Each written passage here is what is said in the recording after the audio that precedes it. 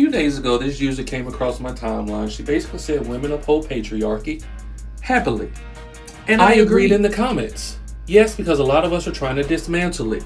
And we are. Men specifically are trying to dismantle it because we understand that it also harms us in ways that people don't like to admit. But look at what video where she said men uphold the patriarchy the most. She literally did the same thing to me in the comments by basically generalizing me, saying that men only want to dismantle the parts where you pay for things, wait for sex. And this was my response. Pause to read. I basically said, I've been the sole provider of my family happily since I've been married. And in my first marriage, my wife is a 2-time cancer survivor. If I didn't want to wait for sex because my wife was sick or just didn't feel like it, that's her prerogative, and it's not my job to force her to do anything with me. And for 3, the patriarchy does harm men as well, and I have recognized that, which is why I'm trying to dismantle it. But she just generalized me because I'm a man. So let's get into the patriarchy, and let's break it all down.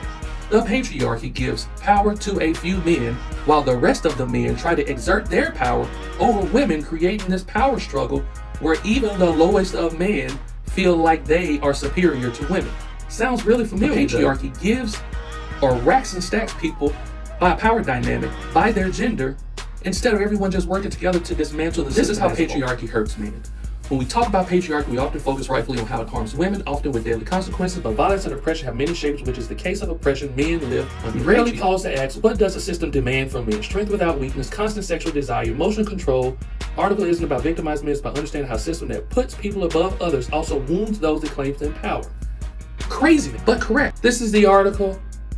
Go check it out. Just search those words. Pause it if you need to copy and go look at some. This is an important excerpt from this article. Homophobia is a tool of control for men, and some men don't even realize. It doesn't just target queer men. It's often used as a powerful tool to enforce traditional masculinity. This is very important, especially within the black community, because if you are a black man and you're not hyper-violent, hypersexual, gang-banging, killing, beating up people, you are considered a square. Men, especially black men, can't just have fun with one another without a DL allegation or a gay allegation being put and slathered across us for no reason. That is a tool of control, usually wielded from a young age. Boys learn that any deviation from these norms, crying, showing affection, risks being labeled as gay, soft, or worse. The threat of being seen as gay becomes a form of social punishment for stepping outside of the rules of masculinity. We see it all the time. Pause to read, because I'm not going to read all this. Very important for you to pause. Let me know in the comments what you thought or think about this article and this topic.